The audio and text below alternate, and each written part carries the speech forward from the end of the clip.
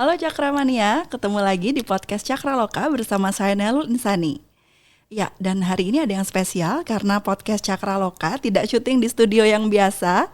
Kita lagi mengunjungi studio podcastnya di Fakultas Ilmu Pendidikan. Jadi studio podcastnya Fakultas Ilmu Pendidikan ini namanya Ngopi VIP. Ngopi VIP itu ngobrol penuh inspirasi. Karena spesial hari ini saya tidak sendiri, saya ditemani oleh Ibu Dr. Sri Wahyuni MPD. Ibu merupakan Wakil Dekan 1 Fakultas Ilmu Pendidikan. Boleh kita sapa dulu Ibu Yuni? Selamat pagi Mbak Nay. Ya, selamat pagi Ibu. Senang sekali hari ini saya tidak sendiri, udah diundang ke studionya VIP gitu ya, dengan studio yang luar biasa. Saya nggak expect sebenarnya ini ada di Fakultas Ilmu Pendidikan gitu ya. Studionya keren banget gitu kan. Ya, kalau zaman dulu kita mungkin belum ngelihat ini ya, studio-studio podcast kekinian, tapi nggak nyangka wah ini studionya ada di Fakultas Ilmu Pendidikan. Nah, bener mengemas konsep pendidikan dengan cara kekinian mungkin ya Bu, dengan ada betul. podcast ini.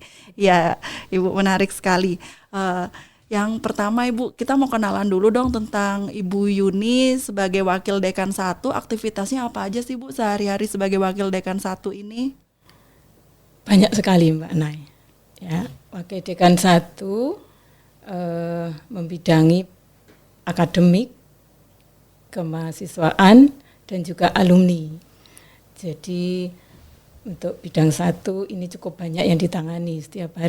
Hampir setiap hari kami harus berpikir tentang pembelajaran, berpikir tentang mahasiswa, dan juga berpikir tentang alumni, bagaimana memberdayakan alumni, semacam itu. Wah, jadi aktivitasnya sehari-hari memang tidak bisa lepas dari mahasiswa juga ya Bu ya? Ya, karena mahasiswa betul. Mungkin akan yang dicari-cari ini Wakil Dekan 1 nih. Ya. Sebelum ke dekan ke Wakil Dekan 1 dulu gitu ya. Betul Untuk sekali. segala urusan kemahasiswaan, kemudian kurikulum dengan adanya MBKM juga ikut lebih sibuk ya Bu ya? Ya. Lebih sibuk ngotak-atik kurikulum. Betul, itu MBKM cukup memerlukan energi besar ya di bidang akademik karena banyak aktivitas yang memerlukan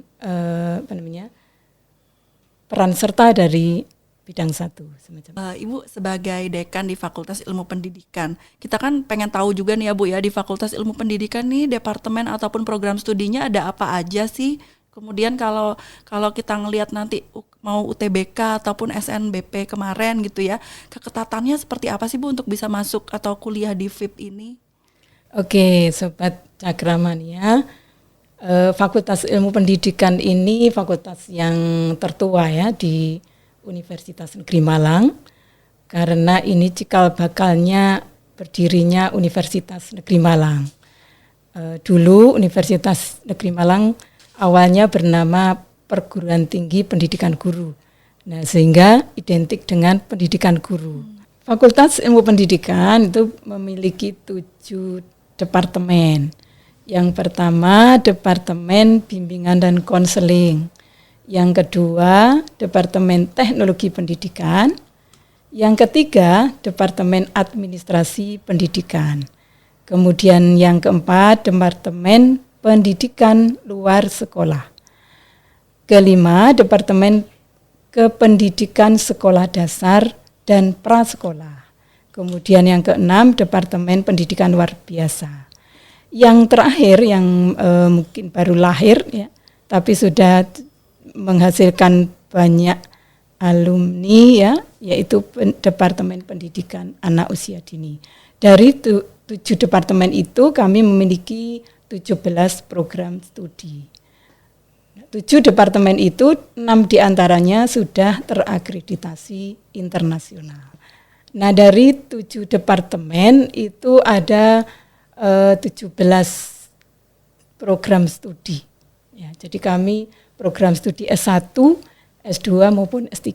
Program studi S1-nya ada 7, kemudian S2-nya 6 dan S3-nya 4 prodi. Sobat Cakramania, kami juga punya program fast track di VIP ini ya.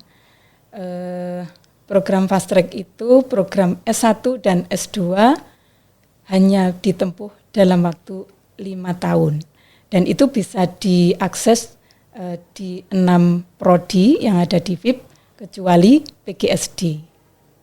Seperti itu Mbak Nay. Iya, menarik sekali. Jadi buat teman-teman yang kira-kira anak sekarang mungkin ada juga yang anak-anak ambis ataupun yang Ya, memang pengen punya cepet gitu ya, pengen punya motivasi lebih gitu. Umur 25 target udah jadi magister. Bisa banget ini ya Bu ya. Betul.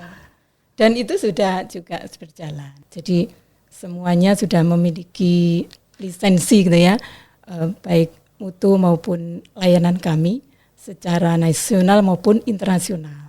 Kalau nasional sudah berstatus unggul. Gitu. Ya, karena sudah terakreditasi internasional tadi ya. Betul. Oh ya, jadi itu kenapa sih kok harus memilih kuliah di FIP gitu ya? Ya. Jadi kalau kita ngelihat dunia pendidikan di Indonesia gitu ya, biasanya kan kalau urusan pendidikan ini disalah-salahin kadang-kadang kan seperti itu ya. Karena yang salah apa gurunya. Nah mungkin waktu pendidikannya mungkin nggak di FIP UM gitu ya.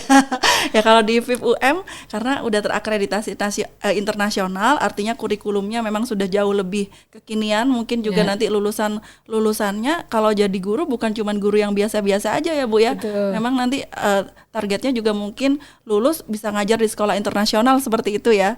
Ya jadi pembekalan terhadap mahasiswa pun juga sudah itu Ibu. Yang internasional tadi di tiap kurikulum dan kegiatan-kegiatan di luar akademik misalnya ada juga Bu? Ada. Jadi kami sudah terakreditasi internasional, itu artinya mahasiswa kami berpeluang untuk berperan serta dalam kancah internasional semacam itu, baik bekerja maupun nanti beraktivitas di dunia internasional. Nah ini sudah juga diawali, kami punya program inbound, outbound student mobility. Jadi kami sudah mengirimkan banyak mahasiswa kami ke perguruan tinggi internasional dan juga banyak juga mahasiswa yang datang ke kampus Universitas Negeri Malang khususnya FIP ini. Untuk belajar tentang pendidikan juga. Betul. Ya Bu? Ya, jadi ada program summer course maupun kegiatan student exchange gitu ya, pertukaran mahasiswa yang itu memberi pengalaman belajar bagi mahasiswa untuk mengenal pendidikan di luar negeri seperti apa begitu. Nah ini unggulan kami. Jadi kami punya summer course dalam kurun waktu 1 tahun terakhir ini kami sudah banyak dikunjungi oleh banyak universitas dari luar negeri. Nah kemudian berikutnya Mbak Nay, kami punya keunggulan adalah prestasi mahasiswa. Jadi di kami ada talent center sebagai inkubator talenta mahasiswa. Di situ mahasiswa yang bertalenta kami kumpulkan, kami identifikasi, kemudian dibina dan didampingi oleh mahasiswa yang memang sudah pernah memperoleh prestasi sehingga menurun gitu ya. Mahasiswa yang sudah berprestasi membina adik-adiknya untuk juga ikut berprestasi semacam itu. Dan itu sudah dibuktikan saat kemarin perlombaan FIPJIP, kami punya perlombaan rutin ya setiap 2 tahun sekali FIPJIP itu. Kemudian pada perlombaan PKM juga ada, kami memperoleh medali emas sebanyak 4 kelompok. Nah ini sebuah perjuangan karena dari 20 yang didanai, 20 tim itu 4 lolos memperoleh medali emas dan perunggu semacam itu. Nah ini inkubatornya ada di talent center seperti itu. Kemudian selain talent center, kami juga punya edupreneurship center. Ya, itu sebuah wadah keorganisasian bagi mahasiswa supaya mahasiswa itu punya pengalaman untuk bagaimana menjadi wirausaha. Ya, jadi di situ kami setiap departemen ada lapak atau ada istilahnya kafe-kafe kecil gitu ya, dibuka kafe-kafe kecil, tetapi usahanya tidak hanya bentuk kafe, tapi juga bisa berupa layanan jasa. Ya, layanan jasa itu kami tujukan supaya mahasiswa kami tidak hanya bergantung untuk bisa menjadi guru saja gitu. Kalau dulu FIP kesannya jadi guru ya. Iya. Iya. Kesannya jadi guru terus guru, ya mohon maaf ya Bu ya, gurunya kan jadul gitu ya. Taunya cuma ngajar doang di papan tulis atau paling banter pakai whiteboard gitu ya. Kalau zaman sekarang gurunya udah lebih kekinian ya Bu ya. Iya, kami dari FIP ini lahir banyak alumni yang bereputasi ya. Jadi banyak lahir tokoh-tokoh nasional dari FIP ini. Boleh disebut ya. Boleh. Kami sangat bangga dengan punya Bapak satu ini, yaitu Bapak Menko kita, Bapak Profesor Dr. Muhadjir Effendi. Wah, itu juga alumni FIP juga ya Bu? Wah, alumni PLS itu ya. Kemudian ada juga Ibu Umi Dayati, seorang motivator tingkat ASEAN. Itu udah terkenal di mana-mana ya, alumni FIP. Nah, ini kebanggaan. Dan juga banyak lagi, kami kemarin mengundang alumni kami yang memiliki sekolah di Batu, sekolah yang mereka merintis dari awal ya, sendiri, mandiri, dan sekarang sudah memiliki ribuan siswa. Jadi lulusan FIP ini nggak harus jadi guru ya Bu ya, malah harus punya sekolahnya gitu ya. Jadi manajer PKPM kalau itu alumni PLS. Jadi konsultan gitu ya, HRD, kemudian juga bisa bekerja di pemerintahan semacam itu. Kalau mahasiswa itu ketika kuliah di FIP itu benar-benar memanfaatkan waktunya untuk belajar dan berkembang bersama kami semacam itu. Ya, jadi selain belajar tentang kependidikan, nggak cuma belajar ngajar aja ya, tapi dibekali sama macam-macam tadi ya Bu ya, bekal untuk hidup mereka. Jadi guru itu nanti bukan cuma bisa ngajar doang, tapi multitasking, bisa yang lain-lain juga gitu ya. Entrepreneurnya juga bisa tetap jalan, teknologinya jalan. Jadi ngajar pun mungkin dengan teknologi dan termasuk memanfaatkan ruang podcast ini ya Bu ya. Ini termasuk fasilitas di FIP yang mungkin di tempat lain nggak ada gitu ya.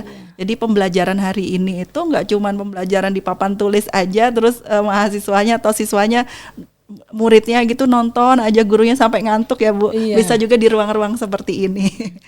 Ya, menarik sekali. Alumni kami ada yang jadi YouTuber juga, sudah banyak pengikutnya seperti itu. Jadi konten kreator juga oke gitu. Pendidik masyarakat semacam itu. Jadi nilai-nilai edukasi itu dimasukkan lewat media berupa media sosial sekarang ya. Memang digemari oleh anak-anak muda ya. Mereka lebih suka melihat nonton YouTube daripada duduk manis di kelas kan gitu ya. Dan proses pembelajaran kami memang tidak hanya indoor gitu ya, tapi juga outdoor. Kami lebih sering mengajak anak mahasiswa kami itu keluar, karena kami punya lab site gitu ya, lab site di luar kampus seperti itu. Kalau di PLS kita kenal ada misalnya lab site di pedesaan, kemudian juga di perkotaan. Artinya tidak hanya mereka itu belajarnya di dalam kelas gitu, tapi lebih banyak di luar kelas. Nah, itu yang bisa membentuk kemandirian mahasiswa, kepercayaan diri mahasiswa. Kemudian Mbak Nai, ini ada kegiatan MBKM ya. Dengan MBKM ini mahasiswa juga diberi pengalaman untuk bisa mengambil peran di masyarakat seperti itu. Baik itu dalam bentuk internship maupun dalam bentuk wirausaha ya. Ibu, terakhir nih ya pertanyaan dari saya dan juga mewakili semua orang yang ingin tahu gitu ya, khususnya untuk anak-anak SMA yang biasanya masih bingung mau kuliah di mana, nanti pilih prodinya apa gitu ya. Kenapa harus memilih Fakultas Ilmu Pendidikan di Universitas Negeri Malang, Bu? Ya, Fakultas Ilmu Pendidikan karena siap untuk membersamai mahasiswa untuk maju dan berkembang begitu ya. Karena di sini kami lebih suka menerapkan proses pembelajaran yang humanis, gitu. Humanis menganggap mahasiswa itu tidak hanya sebagai anak didik, tapi juga sebagai teman, gitu ya, sebagai sahabat yang bisa diajak berkolaborasi. Banyak mahasiswa kami itu menjadi anggota tim dari para dosennya. Tim penelitian, pengabdian begitu ya. Nah, ini bagus bagi mahasiswa supaya mereka punya pengalaman. Dan kami banyak merekrut mahasiswa kami menjadi volunteer gitu. Di Humas ini juga ada volunteernya banyak. Kemudian di talent center juga banyak. Dan itu kami beri apresiasi. Kami beri rekognisi, artinya pengakuan ya, bahwa mereka bisa berkarya, kemudian diakui untuk baik itu diakui dengan mata kuliah ya, misalnya mereka sudah juara di PKM, PIMNAS, itu bisa dikonversi atau diakui sebagai satu mata kuliah sehingga mereka tidak harus menempuh mata kuliah tersebut yang relevan, semacam itu. Jadi seru lah. Ya, menarik sekali sih. Kuliah di FIP tidak hanya harus menjadi mahasiswa kupu-kupu ya. Kuliah pulang atau kuma-kuma. Sekarang tuh ya. Malah nggak pulang-pulang ya, karena banyak kegiatannya, banyak fasilitas yang bisa dinikmati. Kami membuka waktu sebanyak mungkin untuk mahasiswa berekspresi di fakultas ini. Kami beri ruang-ruang. Jadi kami punya Ormawa, ya, organisasi kegiatan mahasiswa, kemudian juga punya unit aktivitas yang cukup banyak. Ya, Oke, ya itu menarik sekali ya. Jadi itulah kenapa harus kuliah di Fakultas Ilmu Pendidikan ya. Jadi teman-teman yang mungkin masih SMA yang masih bingung mau pilih departemen apa ataupun prodi apa, wah coba dong kepoin websitenya FIP gitu ya, kali aja cocok di sini. Karena kuliah itu kan juga cocok-cocokan juga ya Bu ya. Betul. Ya itu tadi menarik sekali, cuman karena waktu kita terbatas ya, padahal pengen banyak yang diobrolin sama Bu Yuni nih. Satu lagi kami ingin membuka kelas internasional Mbak Nay. Wah, jadi prodi selain terakreditasi internasional tadi, plus nanti ada kelas internasional kami juga akan membuka prodi kelas internasional untuk prodi PLB dan untuk prodi teknologi pendidikan. Ya, tunggu ya. Silakan nanti ikut di kelas internasional kami. Pasti akan seru, kami banyak jalan-jalannya ke luar negeri itu ya. Oke. Jalan-jalan edukasi tapi ya. Iya benar. Itu yang dicari sama mahasiswa tuh Bu. Baik Ibu Yuni, mungkin bisa memberikan closing statement terakhir sebelum kita mengakhiri podcast ini. Silahkan Ibu. Ya. Baik, Sobat Cakramania, yuk bergabung dengan Fakultas Ilmu Pendidikan karena kami siap untuk membersamai Sobat Cakramania untuk bisa berproses dan berkembang menuju ke arah kesuksesan. Oke, baik, terima kasih. Itulah tadi Cakra Loka edisi spesial gitu ya, karena kolaps dengan Ngopi FIP, ngobrol penuh inspirasi bersama Ibu Dr. Sri Wahyuni MPD, Wakil Dekan 1. Dan jangan lupa kalau tadi saya ingetin, kalau mau kepo lebih jauh tentang Fakultas Ilmu Pendidikan bisa mengunjungi laman FIP Fakultas Ilmu Pendidikan atau fip.um.ac.id. Ya. Jangan lupa IG-nya ya. Juga follow Instagramnya juga ya Bu ya. Jadi benar-benar FIP sekarang udah menjangkau di seluruh sosial media ya. Instagram betul. Ada. Kan ada prodi teknologi pendidikan, Mbak. Wah, karena ada teknologi pendidikan itu ya, jadi kami bisa juga punya studio. Oh iya, menarik sekali. Baik Ibu, terima kasih sudah meluangkan waktu di ngobrol bareng ngobrol penuh inspirasi Fakultas Ilmu Pendidikan dan Cakra Loka. Sampai dijumpa di podcast Cakra Loka selanjutnya. Salam Cakrawala. UM the only one.